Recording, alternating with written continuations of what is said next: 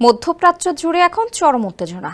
Iran ও ইসরায়েলের মধ্যে চলমান সংঘাতে থমকে গেছে উভয় দেশের জনজীবন। এর মধ্যে সর্বাত্মক যুদ্ধের জন্য প্রস্তুতি নিচ্ছে ইরান। সোমবার মধ্যরাতে ইসরায়েলি প্রতিরক্ষা বাহিনী আইডিএফ তাদের নাগরিকদের নিরাপদ আশ্রয়ে যাওয়ার নির্দেশ দিয়েছে। ইসরায়েলি সেনাবাহিনীর কাছে খবর আসে ইরান নতুন করে ক্ষেপণাস্ত্র ছোড়ার পাশাপাশি ড্রোনও পাঠাচ্ছে। এদিকে একই সঙ্গে ইরান একের পর এক ইসরায়েলি গুপ্তচরদের বিরুদ্ধে অভিযান শুরু করেছে।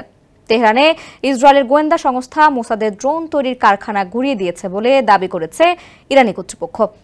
ইরানের বার্তা সংস্থা ইরনার প্রকাশিত এক প্রতিবেদন থেকে জানা যায়, তেহরান ও আলবোর্জ প্রদেশ জুড়ে চালানো অভিযানে মোসাদের হয়ে কাজ করার সন্দেহে দুই ব্যক্তিকে আটক করেছে ইরানি নিরাপত্তা বাহিনী। এখন যে কোনো ব্র্যান্ডের পুরাতন এসি বদলে নতুন ওয়ালটন এসিতে উপভোগ করুন 25% ছাড়। এ সময় আটককৃতদের কাছ থেকে 200 কেজিরও বেশি বিস্ফোরক, 23টি ড্রোনের যন্ত্রাংশ, লঞ্চার ও অন্যান্য কারিগরি সরঞ্জাম সহ একটি নিশান পিকআপ ট্রাকও জব্দ করে তারা। ইরানি কর্মকর্তারা বলছেন, ইসরায়েলি গোয়েন্দা সংস্থা মোসাদ দেশের অভ্যন্তরে নানা ধরনের নাশকতা চালানোর পরিকল্পনা করছিল। এর মধ্যে ছোট আকারের বিস্ফোরকবাহী ড্রোন ব্যবহার করে কৌশলগত স্থাপনায় হামলার পরিকল্পনাও ছিল।